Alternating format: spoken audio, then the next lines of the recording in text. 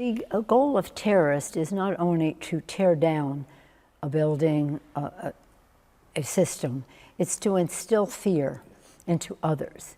We have a responsibility to protect and defend. Safety, security is the basis for every other good thing that flows from a democracy. So when freedom of expression turns into violence or an attempt to undermine the Constitution, the Congress, or our democracy, then we have to have a lively debate about that to seek the truth as to how this manifestation on January 6th and one taking place right now today in Washington, D.C., how this came about, the underlying causes of it, whether it's white supremacy, anti-Semitism, Islamophobia, anti-LGBTQ, anti-women, whatever that motivation happens to be for them. It's about homegrown terrorism, and that's what we face. It's about people who live here and then suddenly change and don't want the values that we've shared and given to them.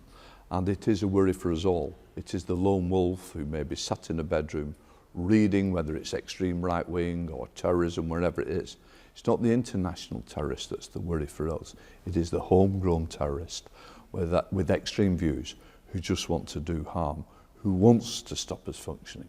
And of course, with social media, we saw the whipping up of a mob that took Capitol Hill via social media. That is a worry. Social media is very important, but it's very dangerous, and it's the dangers that that carries. And of course, we have the extreme right wing, such as National Action, that was banned in the United Kingdom, the far right who got links to America, and the fact that they were happy to behead an MP on the streets of the constituency again. It didn't happen, but it could happen. So it's extremism that we've got to fight. Now, when we think about the special relationship, often in the United Kingdom, as the junior partner in that relationship, we can be more emotional about it and perhaps overstate its importance. Some analysts say that the US views it in more transactional terms. What are both of your views on the special relationship? First of all, with all due respect, I don't accept that any one party is a junior one in the relationship. This is about cooperation, collaboration, not anybody doing anybody a favor. It's about our common interest in democracy and security, climate crisis, COVID, whatever the challenge is, and the overarching values that we share.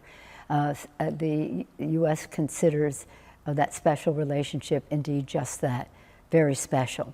And if you need to know more about it, you can just ask all the countries who ask, how come we don't have the same relationship that you have with the UK? Because it's special. And the fact that we're here together today just shows how special that relationship is. As we say, this isn't the end of our special relationship. This special relationship just grows from here today. And you're both speakers, but your roles are very different. Mr. Speaker, you're an impartial speaker, and we discussed the other day that in some instances you might lack power as a result of that. Madam Speaker, you are a political speaker, and as a result that's potentially divisive. Do you think from learning from each other that either of your roles could do with a rebalancing? I have no interest in rebalancing the role of the Speaker of the House. I knew they would want to rebalance it once a woman became Speaker of the House. Let's diminish the power of the Speaker. No, we're not going there. But I do have responsibilities as Speaker of the House to strive for as much bipartisanship as possible. Nobody forced me into putting my name forward to speak, so I accepted the rules of the House. I accepted that I had to become impartial. It's, you know, my politics were there, my politics are known, and of course I now sit independently within that chair to ensure that the House is run in the way that we've always known it to be run. Now the House wish to change the way that we do business in the House, and they want me to become political.